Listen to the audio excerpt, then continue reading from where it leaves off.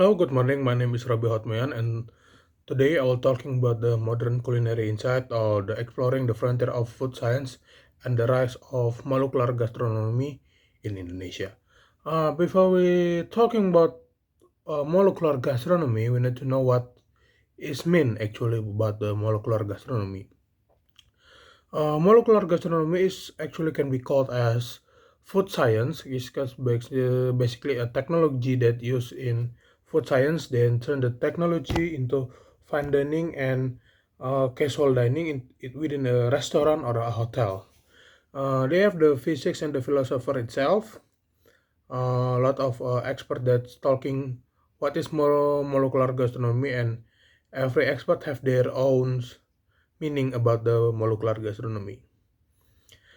Defining the discipline about the molecular gastronomy is a branch of physical chemistry that investigates the mechanism of phenomena occurring during culinary transformation. Then the complex disperse system. In this slide, we can see the culinary formalism use symbol to classify food preparation. And then this how this the molecular gastronomy works, yeah.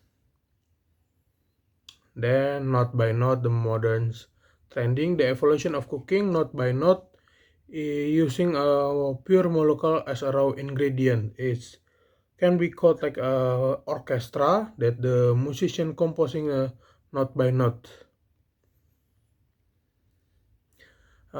This is the science perception flavor full result from the complex interaction of taste, odor, and textural feelings mediated through our senses. Okay, then we're talking about the molecular gastronomy that growth in Indonesia, representing the heritage through the lens of modern science. The first at 2013, this called a restaurant that named Namas Dining, Indonesia first molecular gastronomy restaurant. A self-taught pioneer as Isaac uses his background in art and music to create a fine dining rather than a fine dining. It's a 70 course thematic menu, reimagine Indonesian flavor and scientific storytelling. In the They make also a sate padang that using the bone as the uh, for plating. Then they cure the sate padang. And next, the reimaging the heritage icon. This is of the menu that show that came in Namas Dining. There's udang di balik batu, then es podeng candle, plant-based karedok. Then what's the difference between the traditional and the molecular? The Indonesian dish can be called nasi padang, rendang, asinan Betawi, es teler.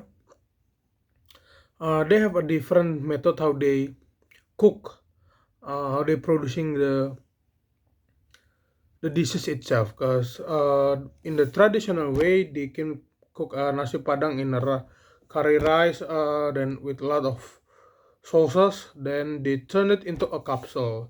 And also the beef rendang can be sous vide for 72 hours. Asinan Betawi, they deconstructed the asinan. And as teler, they use the nitrogen frozen. Then they use a cheesecake. For now at 2026, the restaurant that use molecular gastronomy is not only Namas Dinings, that also now for in Jakarta, yeah, that's commonly has now have more than 10 restaurant that have concept about molecular gastronomy. Uh,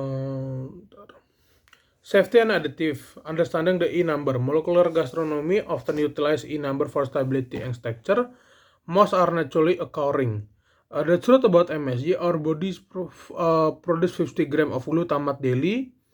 No robust clinical evidence links MSG to adverse health effect and consumed normally.